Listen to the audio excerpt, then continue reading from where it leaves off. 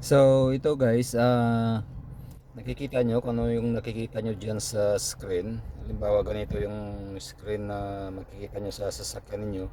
So kung meron kayo makikitang ganito, Android Auto.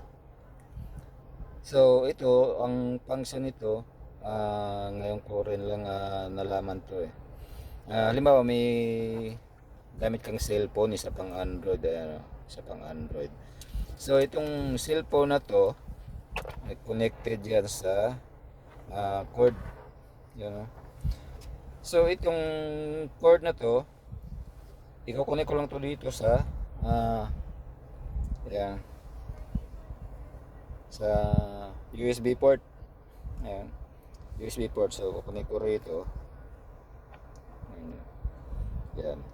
So mangyayari dito ngayon sa screen natin, ayan, mag-activate siya. Yan, mag-activate.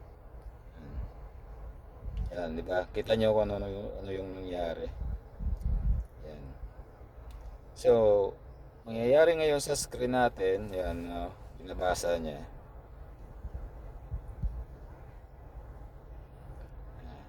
Saglit lang, hintayin natin saglit. Yan. So, sinisynchronize niya yung phone natin.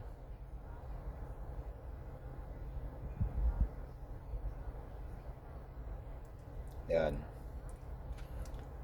Ngayon, yung isa pa, yung kagandahan nito, pag nag-travel tayo, yung map, yun, pinindot ko yung map. Teka, ito.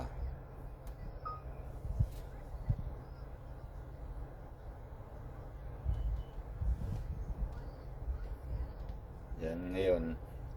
So, ngayon, babasahin niya yung real time na map natin. So, ibig sabihin, pag nag-travel tayo, hindi na tayo mangangailangan ng Waze dito. O kaya, mag-Google Map tayo, Google Map, na gamit yung cellphone. So, dito na sa screen ng sasakyan natin. Ngayon, pwede kang mag-search dito sa pupuntahan mo. Kahit na wala kang load, pwede. Yan.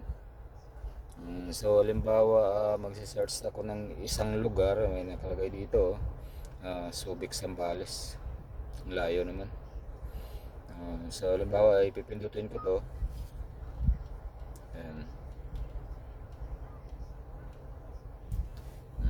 So, loading road. Ayan. So, yan, pinakita niya yung route. Halimbawa, mag-start ako.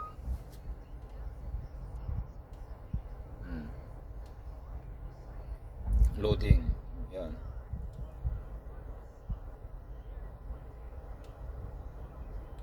Yan. So, binigyan niya tayo ng ruta. Then, turn left. Yan, binigyan niya tayo ng direction. So, napakagandang application. Magagamit siya. Kahit na wala kang load, pwede kang navigate dito sa Google Map. Gamit lang yung Android na i-connect mo lang dito sa USB port ng sasakyan natin. At saka gamit yung pinakita ko kanina na Android Auto. So kahit walang load pwede. Yan.